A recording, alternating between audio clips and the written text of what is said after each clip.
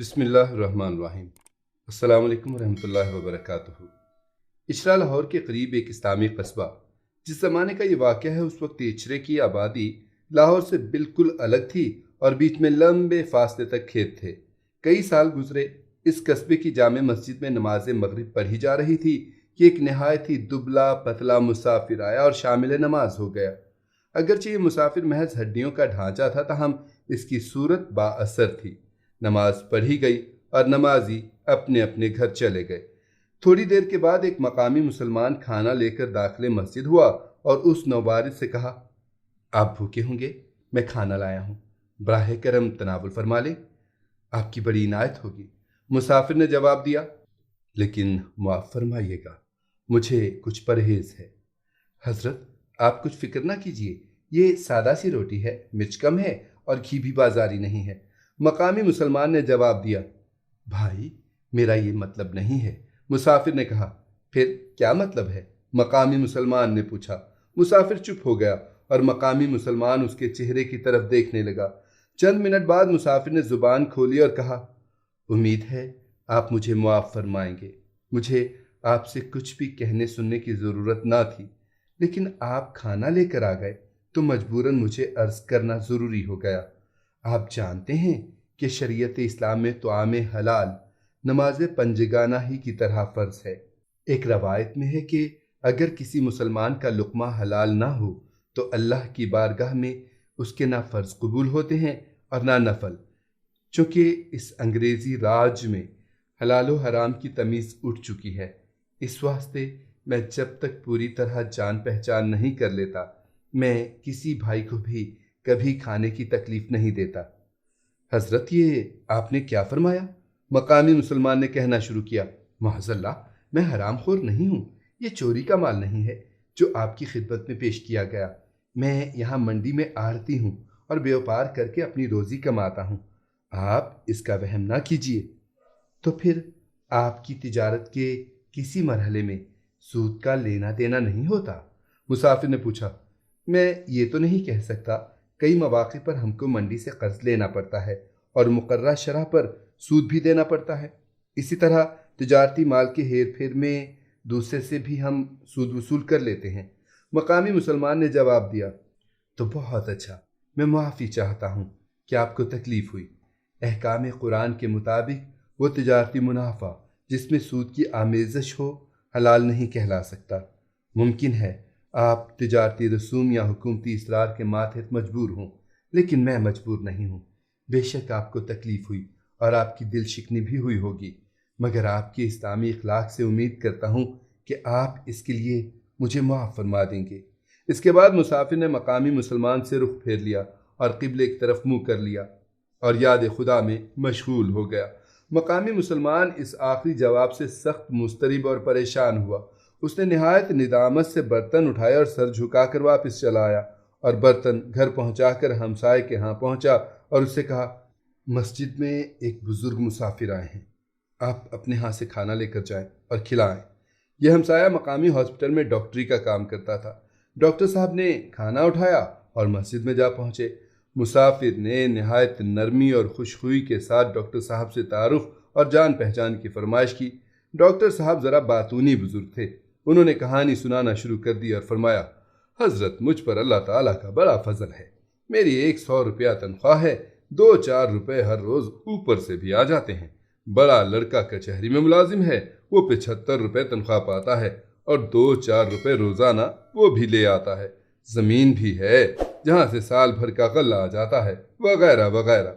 Doctor साहब की कहानी ख़त्म हुई तो मुसाफिर ने उन्हें नहायत ही मोहब्बत और शीरीनी से समझाया कि इस्लाम मुक़द्दस की रूह से रिश्वत सतानी किस कदर बड़ा जुर्म है, और आखिर में अपनी माजूरी जाहिर करके खाना खाने से इनकार कर दिया। मुसाफिर की गुफ्तगू इस कदर संजीदा और बावक़ार थी कि डॉक्टर साहब ने भी उनके सामने अपनी गर्दन खम कर दी और बड़ी निदामत के साथ खाना उठाकर घर वापस चल दिए। यहाँ ताजे साहब पहले ही उनके मुंतज़िर थे।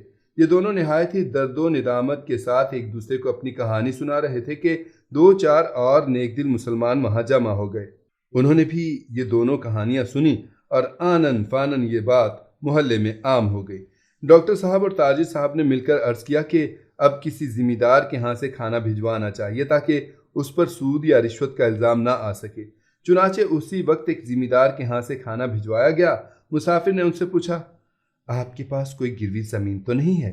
جب ذمہ دار صاحب نے اس کا اقرار کیا تو مسافر نے انہیں پھیر دیا اور کہا، جو شخص مسلمان ہو کر زمین گروی رکھتا ہے اس کی کمائی حرام سے خالی نہیں ہو سکتی۔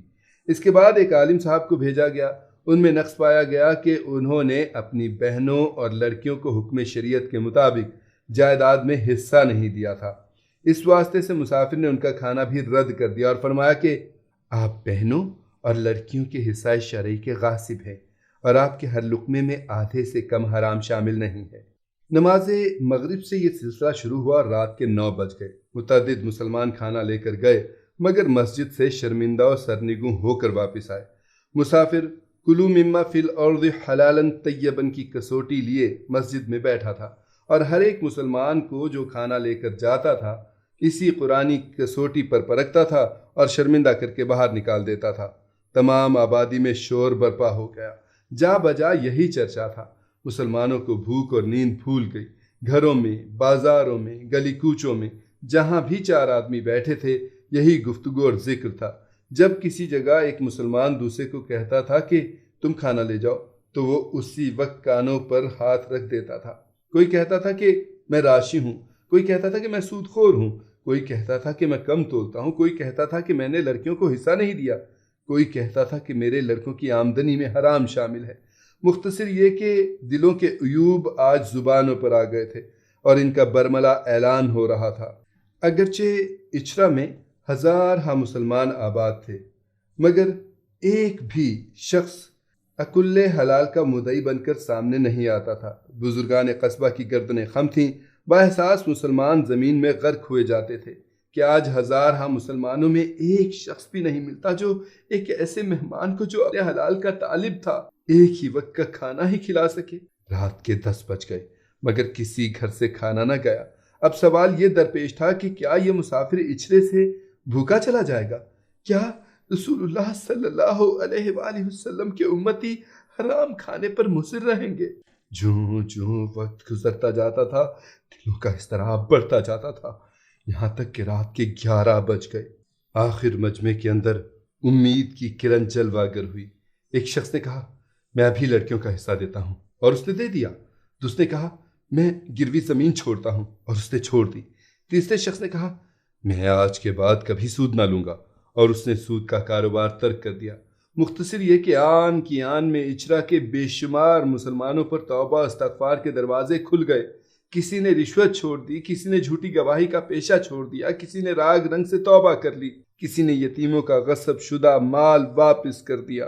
اس کے بعد تائبین کی جماعت کھانا لے کر مسافر کے پاس آئی اور اسے بتایا کہ اچرا کے بے شمار مسلمان اب اللہ کی بارگاہ میں جھک گئے ہیں۔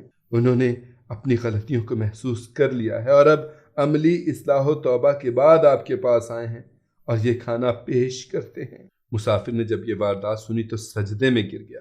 اس کے بعد دسترخوان بچھایا گیا جس میں مسافر نے چند لقمے کھائے اور اس کے بعد لوگوں کو رخصت کر دیا۔ صبح کے وقت اچرا کے بے شمار مسلمان جوق در جوق مسجد میں آئے تاکہ باخدا انسان کی زیارت کریں جس کے زہد بے ریا نے اپنے صرف ایک ہی عمل سے عشرے کے آدھے مسلمانوں کو صحیح معنوں میں سچا مسلمان بنا دیا تھا۔ مگر وہ حیرت زدہ رہ گئے جب انہیں بتایا گیا کہ مسافر تہجد کے بعد مسجد سے نکلا تھا اور واپس نہیں آیا۔ یہ ایک واقعہ ہے جس سے معلوم ہو سکتا ہے کہ اہل اللہ کس طرح خلق خدا کی اصلاح کیا کرتے ہیں۔ مسافر نے کوئی واعظ نہیں کیا، کوئی 40 دن کا چلہ نہیں کاٹا، کوئی کتاب نہیں چھاپی، کوئی درس و تدریس کا نصاب نہیں بنایا۔ وہ مغرب سے تہجد تک صرف چند گھنٹے اچھرے کی جامع مسجد میں ٹھہرا، مگر جب وہاں سے نکلا تو سدھا مسلمانوں کی اصلاح ہو چکی تھی۔ بے شمار یتیموں کو اپنا حق مل چکا تھا، بے شمار لڑکیوں کو اپنا شرعی حصہ مل چکا تھا، بہت سے مقروضوں نے اپنا قرضہ وصول کر لیا تھا، بہت سے رشوت خور رشوت ستانی سے باز آ چکے تھے، بہت سے جواری جوا چھوڑ چکے تھے۔ یہ سب کے سب لوگ تقریباً وہ تھے جن پر سدھا مرتبہ قرآن پڑھا گیا، جنہیں 20 مرتبہ واعظ سنا گیا اور جن سے متعدد مرتبہ پنچایتوں نے جمع ہو کر اہل حق کے لیے حق کا مطالبہ کیا، مگر وہ ظلم و ستم سے باز نہ آئے، لیکن اب وہ ایک ہی رات میں اس طرح از خود گناہوں سے تائب ہو گئے کہ گویا انہوں نے کبھی گناہ نہیں کیا تھا۔ پھر لطف یہ کہ یہ سارا کام نماز مغرب سے شروع ہوا اور اسی رات 11 بجے ختم ہو گیا۔ ایسے ہی با عمل اور با خدا انسان ہیں جن کی نگاہوں سے قوموں اور ملکوں کی تقدیریں بدل جاتی ہیں۔ آؤ اپنے اندر اخلاص اور صداقت پیدا کریں۔ اللہ ہم سب کو بھی ان باتوں پر عمل کرنے کی توفیق عطا فرمائے اور تمام گناہوں سے سچی توبہ کی توفیق عطا فرمائے۔ آمین یا رب العالمین۔